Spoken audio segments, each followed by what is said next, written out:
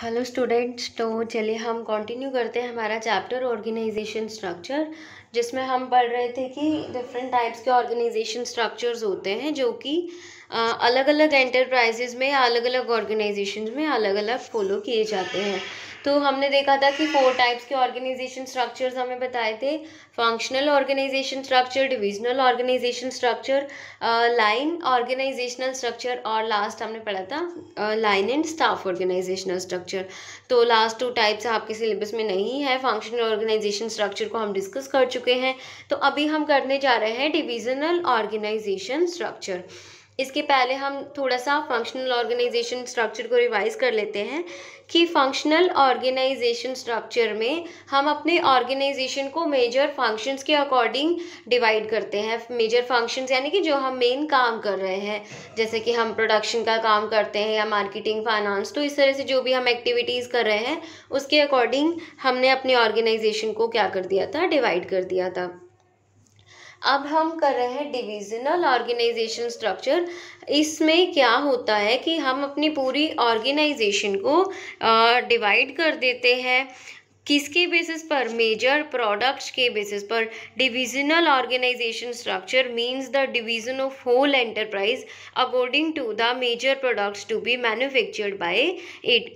कि जो भी मेजर प्रोडक्ट्स बनाए जा रहे हैं उनके बेसिस पर ऑर्गेनाइजेशन को डिवाइड कर दिया जाता है, ऑर्गेनाइजेशन को का डिवीज़न कर दिया जाता है। कि जैसे कि अगर पूरी ऑर्गेनाइजेशन में 2 तरह के प्रोडक्ट्स बना रहे हैं, तो जो 2 अलग अलग तरह के प्रोडक्ट्स बनाए जा रहे हैं उनके बेसिस पर क्या कर दिए जाएंगे, ऑर्गेनाइजेशन को डिवाइड कर दिया जाएगा। अब जैसे कि एक ऑर्गेनाइजेशन या एक फैक्ट्री है जहाँ पर कंपनी है जहाँ पर बाइक भी बनाया जाता है, बाइक की मैन्युफैक्चरिंग भी की जाती है एंड कार की मैन्युफैक्चरिंग भी की जाती है। तो हमारा जो ऑर्गेनाइजेशन है डिविजनल ऑर्गेनाइजेशन स्ट्रक्चर के अकॉर्डिंग उस ऑर्गेनाइजेशन को 2 पार्ट्स में डिवाइड कर दिया जाएगा। एक डिपार्टमेंट जहाँ पर एक डिवीज़न, उसे डिपार्टमेंट नहीं बोलेंगे, डिवीज़न बोलेंगे। एक डिवीज़न जहाँ पर बाइक बनाए जाते हैं और दूसरा डिवीज़न जहाँ पर कार्स बनाई जाती हैं। तो if in a business enterprise many types of goods are manufactured, departmentation is done on the basis of product instead of function। वो ऐसी बिजनेस एंटरप्राइज जहाँ पर एक से ज़्यादा प्रोडक्ट्स बनाए जाते हो तो वहाँ पर या उस ऑर्गेनाइजेशन में जो डिपार्टमेंटेशन किया जाएगा वो प्रोडक्ट्स के बेसिस पर किया जाएगा, ना कि फंक्शन के बेसिस पर। If it is not so there is a constant fear that production of some products and their marketing will consume much time while some other products will get a only a little attention. अगर हम ऐसा नहीं करें, if it is not सो, अगर ऐसा नहीं करें तो कॉन्स्टेंट ये फियर बना रहता है कि पर्टिकुलर एक चीज़ के लिए तो हम ज़्यादा टाइम दे रहे हैं, ज़्यादा एफर्ट्स लग रहे हैं, ज़्यादा खर्चा हो रहा है, और दूसरी चीज़ के लिए ज़्यादा एफर्ट्स नहीं लग रहे हैं, ज़्यादा खर्चा भी नहीं हो रहा है। तो मतलब ऐसा हो जाता है कि एक चीज़ पर ध्यान दिया जाए और दूसरी चीज़ पर ध्यान ना दिया जाए। तो इस चीज़ को अवॉइड करने के लिए हम क्या करते हैं, अपनी ऑर्गेनाइजेशन को प्रोडक्ट्स के अकॉर्डिंग डिवाइड कर देते हैं। Consequently, some products will be sold in greater number while the others will find little market। तो अगर ऐसा हम मतलब प्रोडक्ट्स के बेसिस पर डिपार्टमेंटेशन नहीं करें तो क्या होगा कि एक प्रोडक्ट हमारा वो ज़्यादा बिक रहा है मार्केट में और दूसरा प्रोडक्ट है उसकी मार्केट बहुत कम रह जाएगी। तो to avoid such a situation the whole enterprise is divided on the basis of products and various divisions are establish. तो इस चीज़ को अवॉइड करने के लिए, सिचुएशन से बचने के लिए हम क्या करते हैं, अपनी एंटरप्राइज को, ऑर्गेनाइजेशन को डिवाइड कर देते हैं प्रोडक्ट्स के बेसिस पर, यानी कि जितने प्रोडक्ट्स उतनी हम डिविजन्स बना देंगे। The head of the division looks after all the functions connected with that product. तो जो डिवीज़न का हेड होगा वो पर्टिकुलर उस प्रोडक्ट के लिए, अब जैसे हमने 2 डिवीज़न्स बना दिए, एक डिवीज़न जहाँ पर हम बाइक्स बनाते हैं और दूसरी डिवीज़न जहाँ पर हम कार्स बनाते हैं। तो जिस डिवीज़न में बाइक का प्रोडक्शन किया जा रहा है, मैन्युफैक्चरिंग की जा रही है, उस डिवीज़न का जो हेड होगा वो बाइक बनाने से रिलेटेड सभी एक्टिविटीज़ को हैंडल करेगा, जैसे कि purchase, sale, advertisement, production, finance, etcetera etcetera. तो इन सब चीज़ों को वो जो हेड होगा डिवीज़न का वो हैंडल करेगा।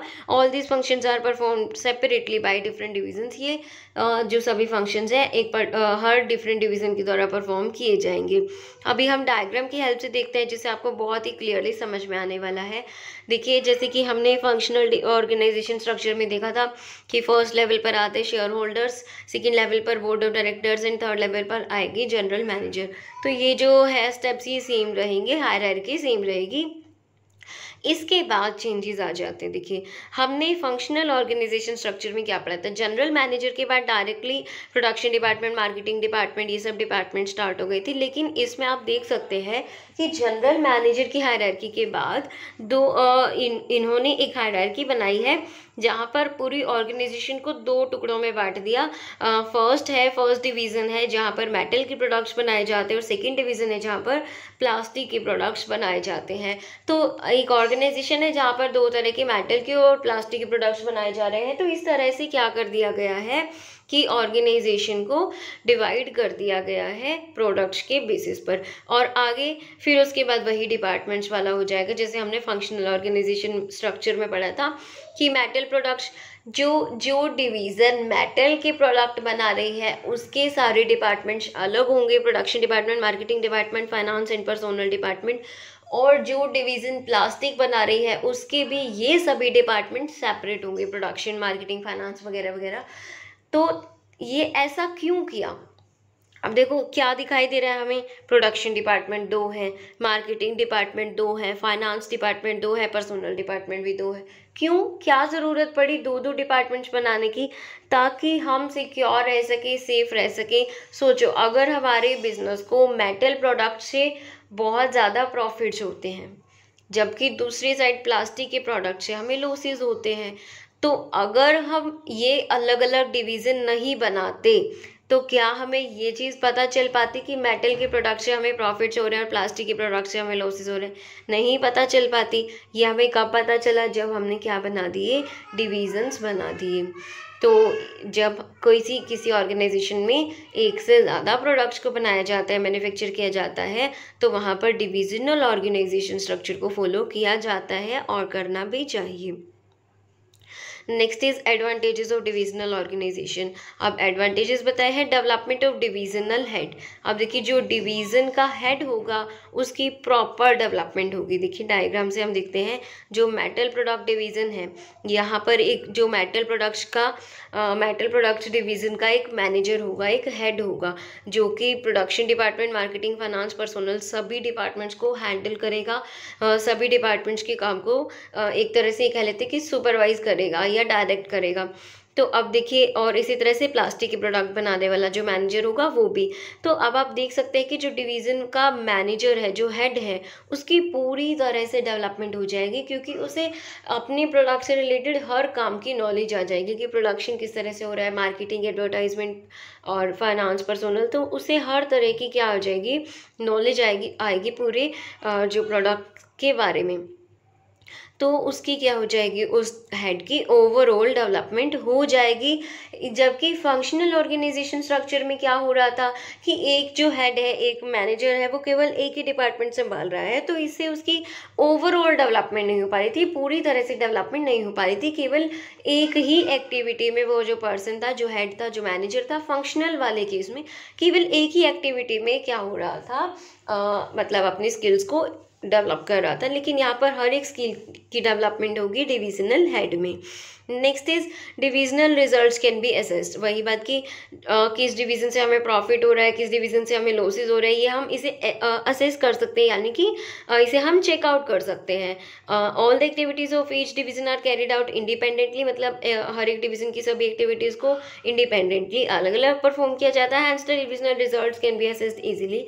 तो जो डिविजनल रिजल्ट्स हैं उनको हम चेकआउट कर सकते हैं। On this basis an unprofitable division can be closed. अगर हमें लग रहा है कि प्लास्टिक प्रोडक्ट से हमें लॉसेस हुए जा रहे हैं, तो हम इजीली प्लास्टिक के प्रोडक्ट्स बनाना छोड़ देंगे, बंद कर देंगे, यानी कि वो अनप्रॉफिटेबल डिवीज़न को क्या कर दिया जाएगा, क्लोज डाउन कर दिया जाएगा, बंद कर दिया जाएगा। Next is quick decision making. Every division in independent in itself की इनकी जगह इज आएगा यहाँ पर। Every division is independent in itself. हर एक डिवीजन जो है वो अपने में मतलब इंडिपेंडेंट है, खुद पर मतलब कि निर्भर रहती है, सारे डिसीजन उन्हें खुद लेने होते हैं। तो the divisional manager can take any decision regarding his division independently without consulting any other divisional manager, hence decisions are quick and effective. अभी देखिए, जो डिवीज़न का मैनेजर है, जो हेड है एक डिवीज़न का, वो क्या करेगा, उसे किसी से सलाह लेने की ज़रूरत नहीं है, वो अपने डिवीज़न की जो है डिसीजंस है वो खुद ले लेगा। तो जो डिसीजन लिए जाएंगे वो जल्दी लिए जाएंगे, क्विकली लिए जा सकेंगे। अब हम फंक्शनल पर चलते हैं। वहाँ पर अगर एक डिपार्टमेंट कोई डिसीजन ले रहा है, जैसे अगर सेल्स डिपार्टमेंट का जो मैनेजर है वो अगर डील फाइनल कर रहा है कि चलो हम इतने की सेल करते हैं किसी कस्टमर को, तो वो प्रोडक्शन मैनेजर की सलाह लिए बिना ये डिसीज़न नहीं ले सकता था, क्योंकि क्या है वो डिपेंड करता है अदर डिपार्टमेंट्स पर। लेकिन यहाँ पर जो हम डिपार्टमेंट्स की बात नहीं कर रहे हैं, यहाँ पर हम डिवीजन्स की बात कर रहे हैं। हर एक डिवीज़न अपने आप में इंडिपेंडेंट है, अपना डिसीज़न वो खुद से ले सकते हैं। तो जो डिसीज़न लिए जाएंगे एक डिवीज़न में वो क्विकली जल्दी लिए जाएंगे और इफ़ेक्टिव होंगे, यानी कि जिनका रिजल्ट अच्छा आएगा।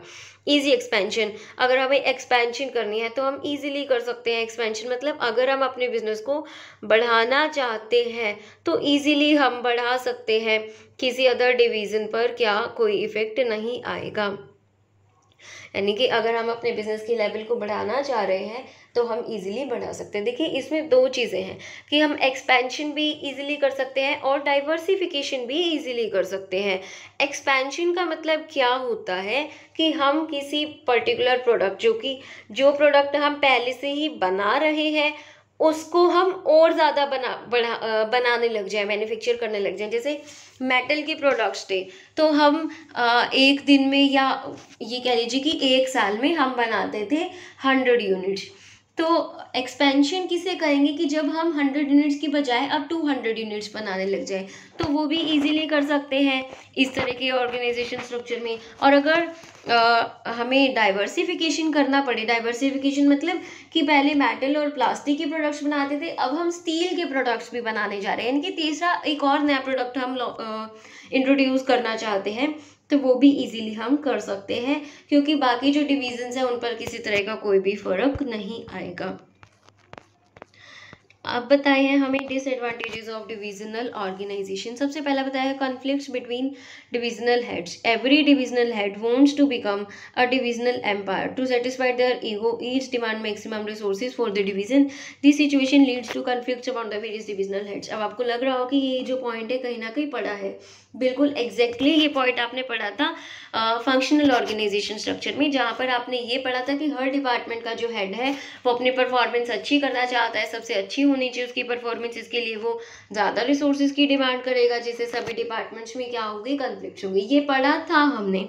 अभी डिवीज़न पर आ गई ये बात कि हर एक डिवीज़न का जो हेड होगा वो अपनी परफॉर्मेंस अच्छी चाहेगा, इसके लिए वो ज़्यादा रिसोर्सेज की डिमांड करेगा, जिससे कि अलग अलग जो डिविजनल हेड्स हैं उनमें क्या होंगे, कन्फ्लिक्ट्स होंगे, झगड़े होंगे। Next is duplicity of functions. याद है कि हमने फंक्शनल ऑर्गेनाइजेशन स्ट्रक्चर में क्या किया था कि वहाँ पर डुप्लिसिटी नहीं होती, मिनिमल डुप्लीकेशन ऑफ वर्क, कुछ इस तरह से एक पॉइंट था जहाँ पर हम पढ़ते थे कि कोई भी एक काम दोहराया नहीं जाएगा, बार बार नहीं किया जाएगा।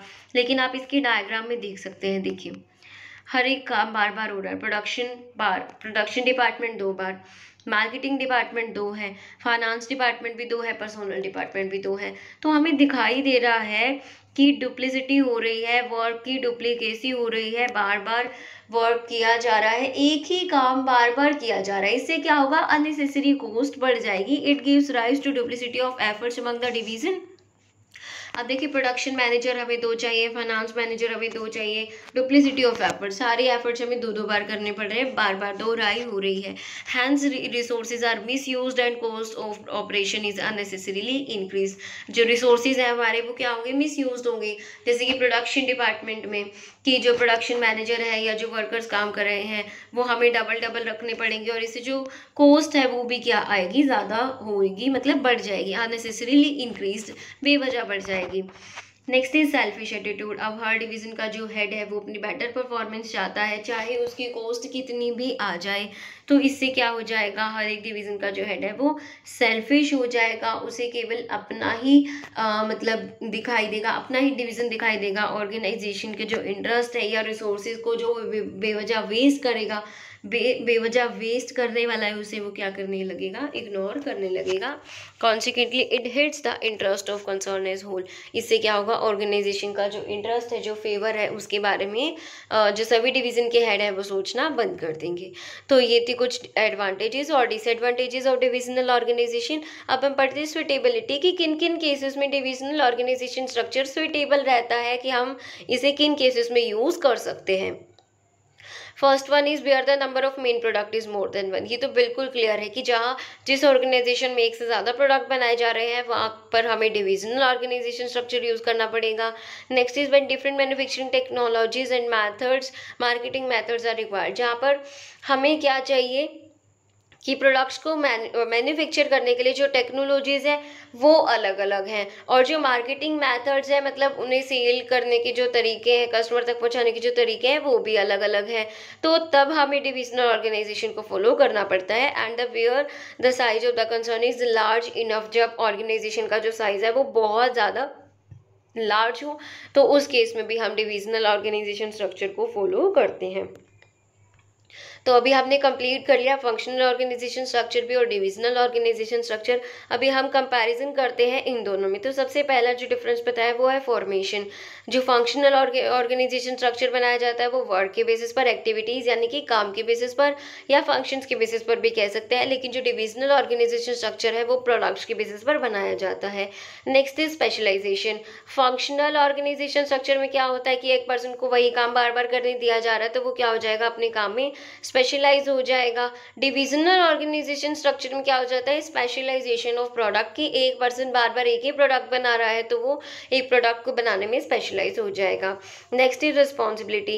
It is conversion to ascertain departmental responsibility. मतलब कि बहुत डिफिकल्ट है, कन्वर्जन डिफिकल्ट है कि किसी एक डिपार्टमेंट की रिस्पॉन्सिबिलिटी को फिक्स किया जाए। क्योंकि अगर देखो हमारी ऑर्गेनाइजेशन में लॉसेज हो गए, फंक्शनल ऑर्गेनाइजेशन की बात चल रही है, हमें लॉसेज हो गए तो हम किस डिपार्टमेंट को बोलेंगे कि तुम्हारी वजह से लॉसेज हुए? हम किसी कंक्लूजन पर नहीं आ सकते। लेकिन अगर वही डिविजनल स्ट्रक्चर है तो इजीली हम बोल सकते हैं कि किस डिवीजन की वजह से हमें क्या हुए हैं, लॉसेज हुए हैं। It is easy to ascertain divisional responsibility. हमें पता चल जाएगा कि किसकी वजह से लॉसेज हो रहे हैं और उसे हम बंद कर सकते हैं, क्लोज कर सकते हैं। Next one is managerial development. कि जो डिपार्टमेंट का मैनेजर है, फंक्शनल स्ट्रक्चर में जो डिपार्टमेंट का मैनेजर है उसकी डेवलपमेंट नहीं होती, वो केवल एक ही काम को करने में एक्सपर्ट हो जाता है, बाकी काम करने की उसे नॉलेज नहीं होती है। जबकि एक जो डिवीजन का हेड है वो वर्सेटाइल हो जाता है। वर्सेटाइल का मतलब मल्टी टैलेंटेड होते हैं, जिसमें एक से ज़्यादा स्किल्स आ जाते हैं, क्योंकि वो क्या कर रहा है, एक प्रोडक्ट से रिलेटेड सभी एक्टिविटीज़ को हैंडल कर रहा है। सो इमेंस डेवलपमेंट इज़ पॉसिबल। पूरी डेवलपमेंट जो है वो डिविजनल हेड की क्या हो जाएगी, पॉसिबल हो जाएगी। कोस्ट, फंक्शनल की जो कॉस्ट है वो कम आएगी क्योंकि वहाँ पर किसी भी वर्क की डुप्लीकेसी नहीं हो रही है, लेकिन जो डिविजनल की कॉस्ट है वो ज़्यादा आएगी क्योंकि वर्क का डुप्लीकेशन हो रहा है। Next is coordination. All the departmental heads work as per their description, so it becomes difficult to establish coordination. सभी डिपार्टमेंट्स अपनी मर्जी से काम करते हैं तो अलग अलग डिपार्टमेंट्स में कोऑर्डिनेशन बनाना मुश्किल है, किसमें, फंक्शनल में। और डिविजनल में सभी डिवीजन के हेड अपनी अपनी मर्जी करते हैं तो डिवीजन के हेड्स में कोऑर्डिनेशन बनाना क्या हो जाएगा, मुश्किल हो जाएगा। Next is suitability, where there is only one main product that is sold. Functional में केवल एक प्रोडक्ट बनाते हैं तो फंक्शनल ऑर्गेनाइजेशन स्ट्रक्चर, डिविजनल में एक से ज़्यादा प्रोडक्ट्स बना रहे हैं तो हम क्या करेंगे, डिविजनल ऑर्गेनाइजेशन स्ट्रक्चर को फॉलो करेंगे, या फिर डिविजनल ऑर्गेनाइजेशन स्ट्रक्चर जो है वो क्या रहेगा, सुटेबल रहेगा। लास्ट सेकेंड पॉइंट जो कोऑर्डिनेशन है उसमें देखिए फंक्शनल में बताया है कि सभी डिपार्टमेंट्स के जो हेड है उनमें आपस में क्या हो सकता है, कन्फ्लिक्ट्स हो सकते हैं, यानी कि झगड़ा हो सकता है, कोऑर्डिनेशन नहीं बन पाता है। लेकिन डिविजनल में बताया कि जो अलग अलग डिविजन्स हैं उनमें तो झगड़ा हो सकता है, लेकिन एक डिवीजन में जो अलग अलग डिपार्टमेंट्स हैं उनमें क्या होगा, अच्छा कोऑर्डिनेशन रहेगा, क्योंकि उन पर कंट्रोल करने वाला एक ही पर्सन है, एक हेड है जो कि क्या है, डिवीजन का हेड है। तो ये हमने देखा डिफरेंस डिविजनल और फंक्शनल ऑर्गेनाइजेशन स्ट्रक्चर में। आई होप आपको समझ में आ गया होगा। तो अब नेक्स्ट वीडियो लेक्चर में हम नया चैप्टर स्टार्ट करेंगे, तब तक के लिए आप ऑर्गेनाइजिंग के दोनों चैप्टर्स को अच्छे से कवर कर लीजिए। तो बने रहिए हमारे चैनल के साथ, स्टडी करते रहिए। Thank you.